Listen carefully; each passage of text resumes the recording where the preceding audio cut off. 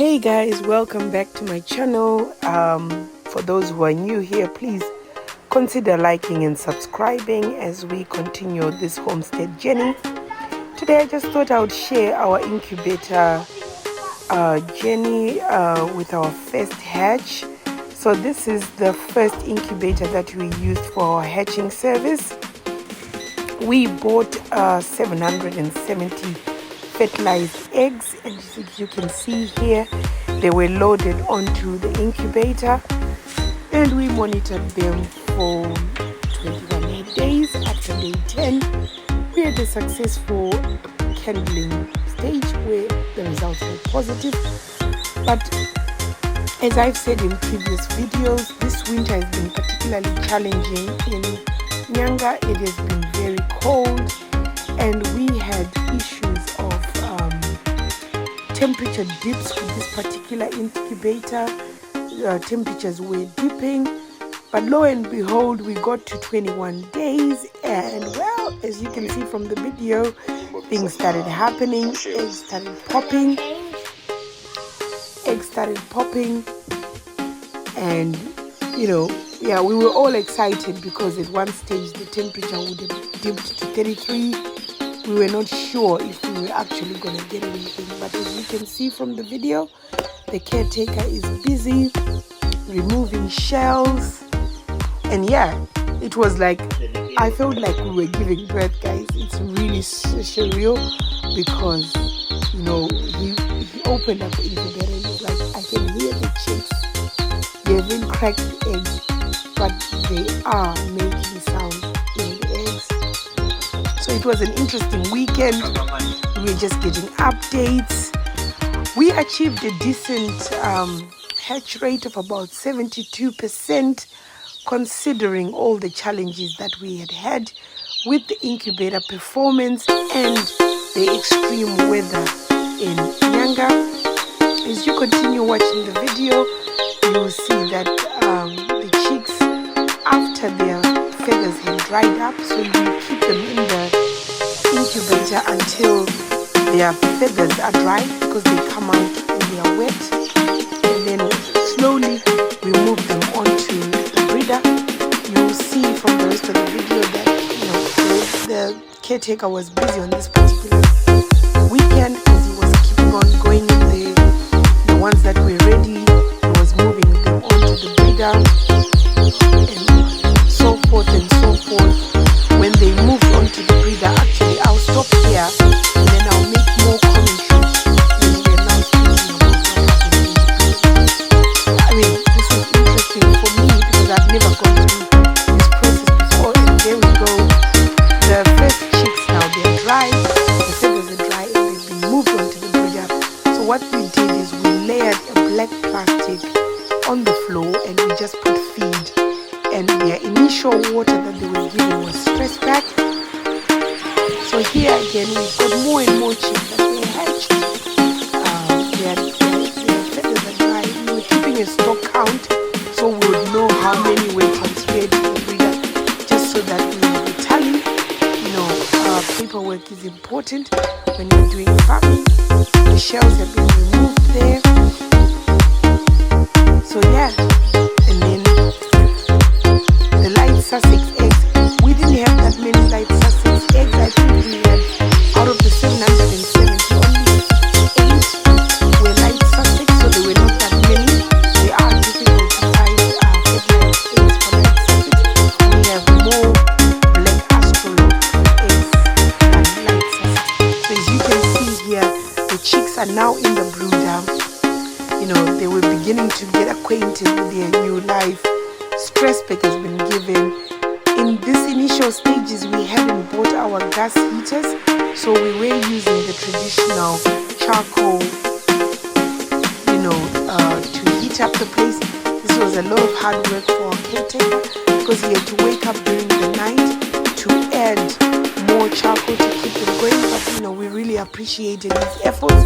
This was like the first time on this our homestead that we had actually had something that, as you can see here, more and more chicks arrived. Guys, these were the most interesting days because it's like you've got new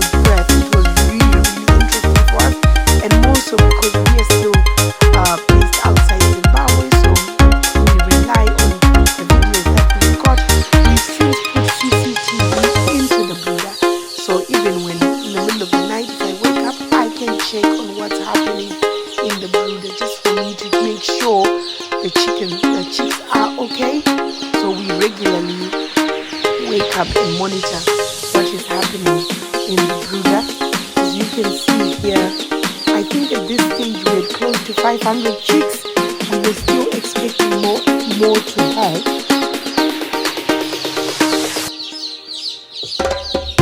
And we were just adding. I think it took us, so chicks are supposed to hatch at 21 days, but I think we got to 25 days, and even at day 25 we still had some late comers ahead. But unfortunately, as the more days progressed, we did have quite a number, I think 3 or 4 that were crippled because of the, I think it's just the late hatch rate. But yeah, interesting. As you continue watching this video, you'll see the chicks where they are. Actually, I'm going to cut the commentary here so that, and then I'll continue a bit later.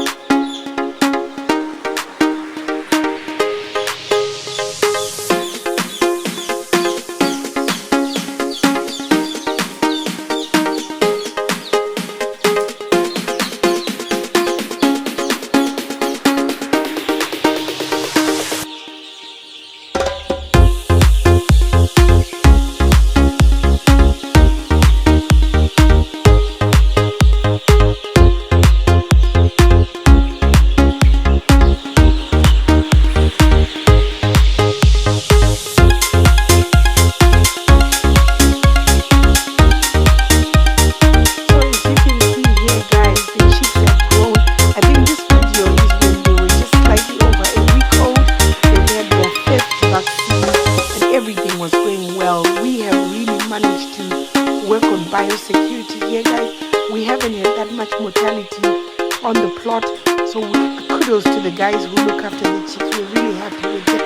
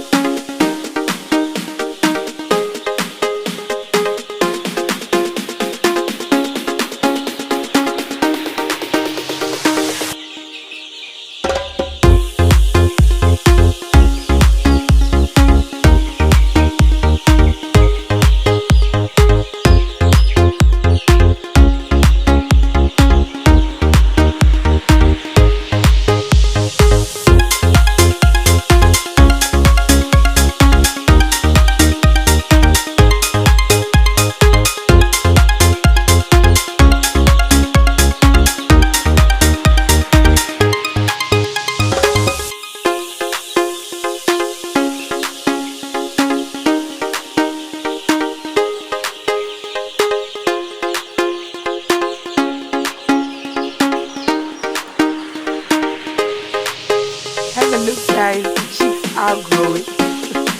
Things are really progressing on our first batch of chicks. I think, we do have breeding stock that we bought at point of play, but we've had so many issues with them with regards to disease management. I'll probably do a separate video.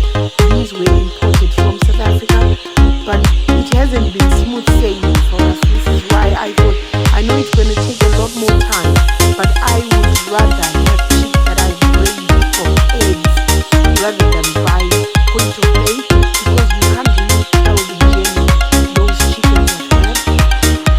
But yeah, these are our black Astronaut and our light Sussex chicks, guys.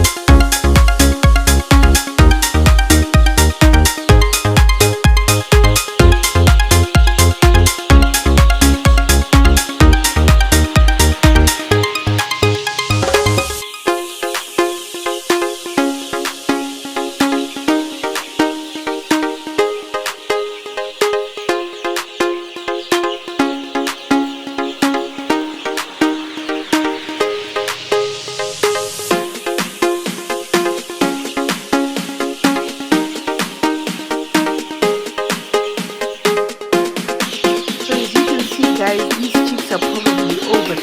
They are now 2 weeks old here. They're growing well. Mortality is 0. Like I said, big on biosecurity and just making sure the chicks are warming up. At this stage, they're able to regulate their temperature. We were now using gas heaters, which were switched on at the beginning of the day, at the beginning of the night rather, just to make sure the room is warm. But then they do self-regulate quite well. Those are chicks that were hatched later. These are from my mother-in-law, the eggs that she brought up from a little coop. But yeah, at this stage, guys, everything was moving well. Again, this is a video later into the day. You can see the same chicks are much older. They're doing well. They're roaming around freely. At this stage, we should be thinking of moving them into the chicken house. And the chicken house is not yet ready for their moving in. We have delays with the builders and brickwork, but we are actively working on it. And this is some of the things that we are expecting to do this week. We are expecting another 770 chicks by Friday the 5th of July. So these chicks need to move out of the brooder because we've got more chicks to breed in the next week. And I think I mentioned we are into brooding ducks as well. So we have Peckins and Muscovy ducks. As you can see in this little box here, we do have some duck eggs that were hatched. So those were just what I was showing you there. Again, the chickens are doing so well. They're growing. They're coming up to 3 weeks old. Feather formation is good. They're growing well. We've introduced bigger feeders so that they can just get enough of what they need. Those are the additional chicks that were hatched later. I think it was a week later to the ones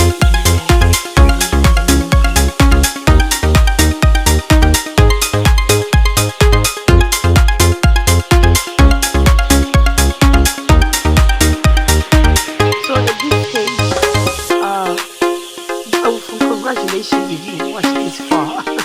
But yeah, the chicks have really grown. So what we decided to do was to extend the brooder so that they have more roaming around space. As I mentioned, ideally they would have moved on to the main fowl run, but that's not complete. I'm going to do a summary video of all the work that we've done on the farm this week that will cover the progress that we've made with it. Fowl run. But as you can see, guys, I'm so happy. This was the first time we've ever had hatched eggs and hatched chickens from eggs.